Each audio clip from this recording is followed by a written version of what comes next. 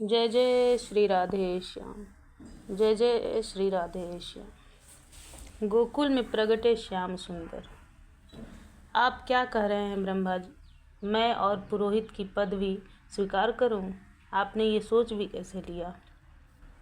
चलो, कोई राजा या चक्रवर्ती होता तो विचारणीय भी, पर एक गोप ग्वालों के मुखिया का मैं महर्षि सांडिल्य पुरोहित बनकर जाऊं? मैं उस दिन विधाता ब्रह्मा से बहुत कुपित हुआ था। हे वज्रनाभ, मैं तो पवित्रता का विशेष आग्रही था। स्वच्छ और पवित्र स्थान ही मेरे प्रिय थे। थोड़ी भी गंदगी मुझसे सहा न था। उस दिन मैं अपनी तपह भूमि हिमालय में बैठकर तपस्या कर रहा था। मुझे तो हिमालय की भूमि प्रारंभ से ही प्रिय थी।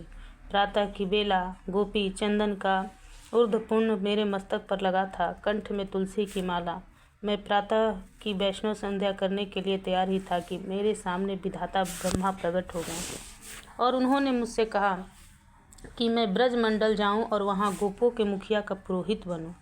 मुझे रोष नहीं आता, पर पता नहीं क्यों उस समय हे बजरनाम मुझे क्रोध आया और मैंने विधाता को भी सुना दिया।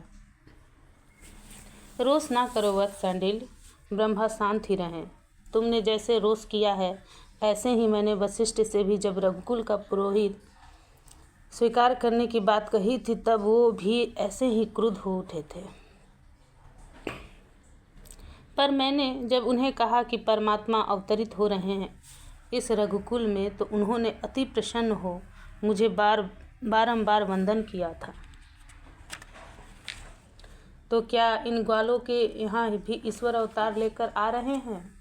मैंने व्यंग किया विधाता से, पर मेरी ओर देखकर चतुरानन मुस्कुराए निकुंज से अल्लादिनी श्री राधा और श्याम सुंदर अवतार लेकर आ रहे हैं। क्या हे वज्रनाभ, मेरे आनंद का कोई ठिकाना नहीं था। मैं नाच उठा। क्या ऋषि वशिष्ठ भी जी के समान मेरी भी भाग्योदय होने वाला है? शायद उनसे ज़्यादा, क्योंकि रामावतार एक मर्यादा का अवतार था, पर यह अवतार तो विलक्षण है। प्रेम की उन्मुक्त क्रीड़ा है इस अवतार में।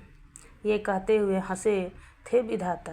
हे महर्षि सांडिल्य, रामावतार लीला नायक प्रधान थी, पर यह लीला नायिका प्रधान है, क्योंकि प्रेम की लीला में नायक गौण होता है। विधाता ब्रह्मा ने मुझे सब कुछ समझा दिया था। मथुरा मंडल में ही महावन है जिसे गोकुल कहते हैं। वहाँ आपको जाना है, वहीं मिलेंगे आपको पर्जन्य गोप। उनके गोकुल में ही आपको पुरोहितीय कर्म करना है, यानी आपको उनका पुरोहित बनकर रहना है। विधाता को इससे ज़्यादा मुझे समझाने की जरूरत नहीं थी, इसलिए वो वहाँ से अंतर्ध्यान हो गए। हे बजनाभ, मैंने विलंब करना उचित ना समझा और हिमालय से नीचे उतरते हुए ब्रजमंडल की ओर चल पड़ा था। महर्षि सांडिल्य आज अपने बारे में बता रहे थे वज्रनाभ को कि कैसे वो ब्रजपति नंदराय के कुल पुरोहित बने, और इसका वर्णन करते हुए कितने भाव में डूब गए थे महर्षि आज। हे वज्रनाभ, मैं मथुरा आया। मुझे अच्छा लगा यहाँ आकर, क्योंकि मैं सोचता हुआ आ रहा था कि नगर के वातावरण से मुझे घृणा है। हर तरह का प्रदूषण फैला रहता है नगर में, फिर कोलाहल तो है ही। मुझे तो हिमालय की आबो हवा ही अच्छी लगती रही थी, पर मथुरा नगरी में आकर मुझे अच्छा लगा। महाराज उग्रसेन ने मेरा स्वागत किया था। आचार्य गर्ग की कुटिया में मैं कुछ घड़ी ही रुका, फिर गोकुल गांव की ओर चल पड़ा। ओह, कितना सुखद और प्रेम पूर्ण ऊर्जा थी इस गांव की। मेरा मन आनंदित हो उठा। मोर नाच रहे थे, पक्षी बोल रहे थे, बंदर उछल कूद कर रहे थे। वृक्षों में श्याम सुंदर गौएं स्वर्ण से उनकी सींगें मढ़ी हुई थी, चांदी से उनके खुर मढ़ दिए थे। ये सब भाग रही थीं आनंद से इधर उधर। ग्वाले इनके पीछे इनको संभालने के लिए दौड़ रहे थे। मेरा हृदय कांप उठा उस पवित्रतम भूमि में पैर रखते हुए। कहीं इस भूमि की कोई चींटी भी ना दब जाए। आहा, यहाँ की रज भी कितनी कोमल, सुगंधित, पवित्रतम और वृक्षवलिया घनी थी। फलों से लदे वृक्ष धरती को छू रहे थे। यमुना के किनारे बसा गांव था ये गोकुल। तभी मैंने देखा सामने एक सुंदर से प्रौढ़ ग्वाले को जो सुंदर पगड़ी बांधे हुए थे। उनके साथ कई ग्वाले थे। सबके हाथों में थाल थी। उसमें क्या था ये मुझे पता नहीं था उस समय। हाँ, रेशमी वस्त्र से ढका हुआ था वो था। मैं प्रजन्य गोप, मेरे साथ मेरे ये 9 पुत्र हैं और कुछ मेरे मित्र और सेवक हैं। हे महर्षि, आज हमारी विधाता ने सुन ली, हम धन्य हो गए। वर्षों से हम लोग इसी आशा में थे कि कोई दैवज्ञ पुरोहित मिले और आज हमें आप मिल गए। कितने भोलेपन से कहा था प्रजन्य गोप ने, और उन थालों को मेरे सामने रख दिया था। किसी से मुक्ता मोती, किसी में मेवा इत्यादि, किसी में भिन्न भिन्न मोरों के पंख, किसी में स्वर्ण की और रजत की गिन्नियाँ थी। अपना परिचय भी कितनी जल्दी दिया था प्रजन्य ने। राजा देवमीढ़ के 2 विवाह हुए, एक क्षत्रिय की कन्या से और एक वैश्य कन्या से। क्षत्रिय कन्या से सूरसेन हुए और वैश्य कन्या से मैं प्रजन्य। मेरे पिता ने भाग बांट दिया था, बंटवारा भी कर दिया। गौ धन कृषि कार्य ये सब मेरे भाग में दिया। और राजनीति सूरसेन को। सूरसेन मेरे भाई हैं, उनको तो अच्छे पुरोहित मिल गए, आचार्य गर्ग। पर हमें बड़ी चिंता थी कि हमारे पास कोई पुरोहित नहीं है। अब आप आ गए हैं, हमारा मंगल ही मंगल होगा। बड़ी विनम्रता से प्रजन्य गोप ने अपनी बात रखी। 9 पुत्र थे प्रजन्य गोप के, पर सबसे छोटे पुत्र थे प्रजन्य के नंद। मैंने उन्हें ही देखा, 5 वर्ष के थे वो, पर सबसे तेजवान, मुस्कुराहट बहुत अच्छी थी। सबने मेरे पद छुए।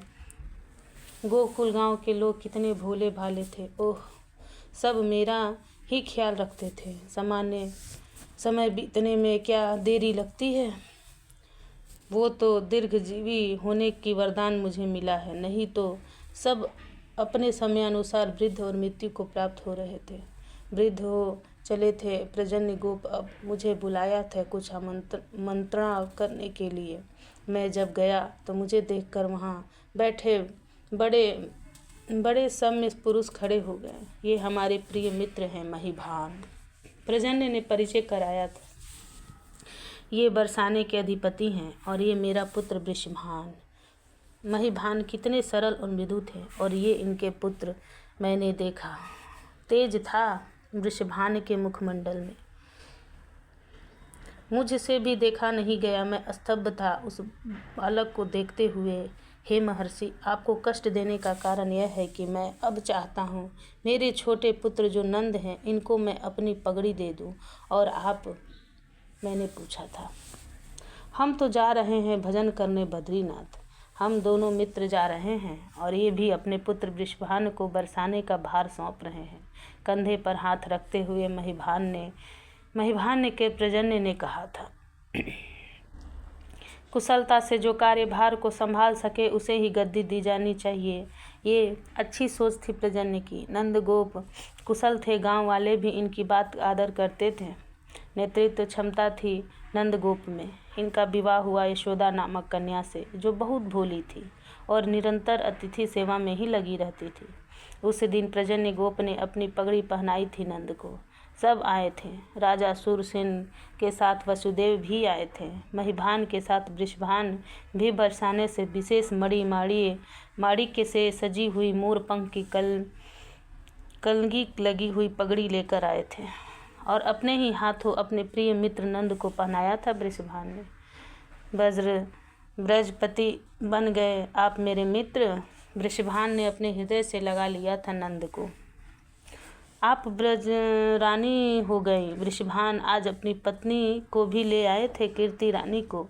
वहीं यशोदा के गले लगते हुए बोली थी, आप भी कुछ कहती हो, भोली बहुत है ब्रज रानी यशोदा। काल की गति तो चलती ही रहती है। हे ब्रजनाभ, मैं निष्काम भक्ति का आचार्य हूँ। निष्काम भक्ति ही सर्वोपरि है, यही मेरा सिद्धांत है। मैं इस सिद्धांत का प्रचारक हूँ। पर क्या हो गया था मुझे उन दिनों, मैं भी कामना कर बैठा था भगवान नारायण से, नंद गोप के पुत्र हो। मुझे अब हंसी आती है। संतान गोपाल मंत्र के मैंने कितने अनुष्ठान स्वयं किए थे। मेरे हर समय यही प्रार्थना होती थी भगवान नारायण से कि नंद के पुत्र हो। मेरे साथ संपूर्ण गोकुलवासी भी इसी अनुष्ठान में लगे रहते थे कि उनके नंदराय को पुत्र हो। जिस कामना के करने से श्याम सुंदर पधारे, वो कामना तो निष्कामना से भी श्रेष्ठ है न ब्रजनाभ। पर नंदराय और यशोदा बहुत प्रसन्न थे। उस दिन मुझे प्रणाम किया। जब मैंने उनकी प्रसन्नता का कारण पूछा तो उन्होंने बताया कि बरसाने के अधिपति वृषभान के यहाँ एक सुंदर बालक का जन्म हुआ है, वह वहीं जा रहे थे। दूसरों के सुख में सुखी होना ही सबसे बड़ी बात है बज्रनाभ। मैं देखता रहा था इन दोनों दंपतियों को। बरसाने चले गए, वहां जाकर खूब नाचे कूदे और बालक का नाम भी रख दिया श्री दामा। ये यदुवीर ब्रजनाभ है।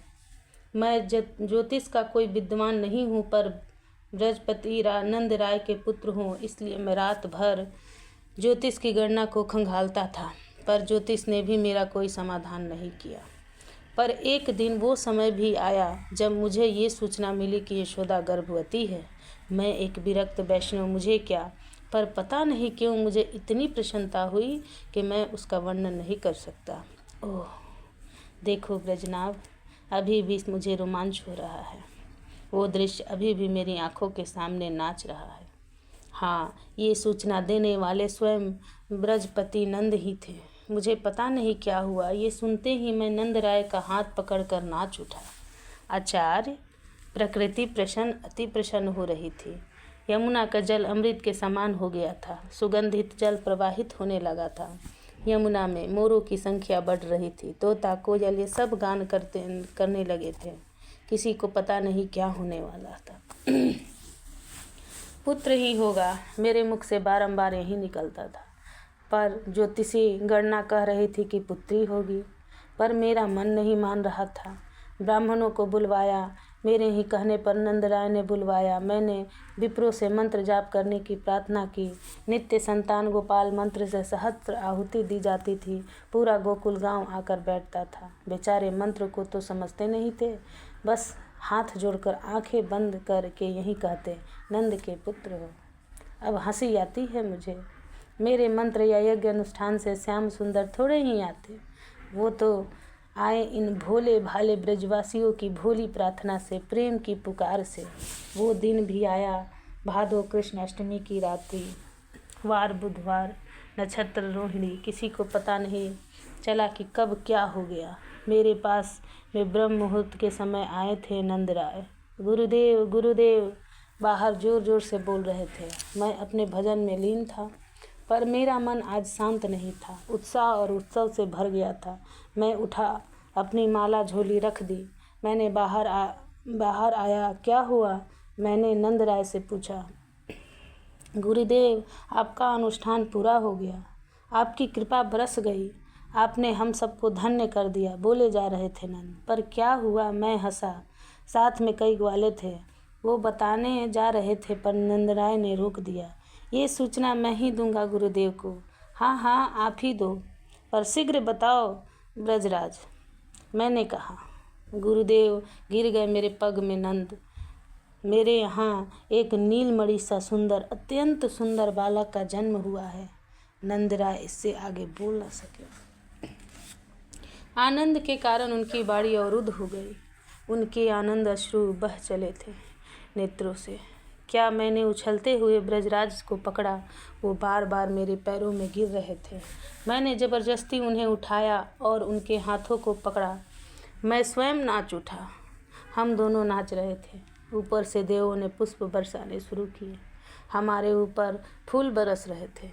हमारे आसपास सब ग्वाले इकट्ठे हो गए और सब बड़े जोर जोर से गा रहे थे, नंद के आनंद भयो जय कन्हैया लाल की। हे ब्रजनाभ, मैं उस उत्सव का वर्णन नहीं कर सकता। वो आनंद शब्दातीत है। इतना कहकर महर्षि सांडिल्य प्रेम समाधि में चले गए थे। जय जय श्री राधे श्याम। जय जय श्री राधे श्याम।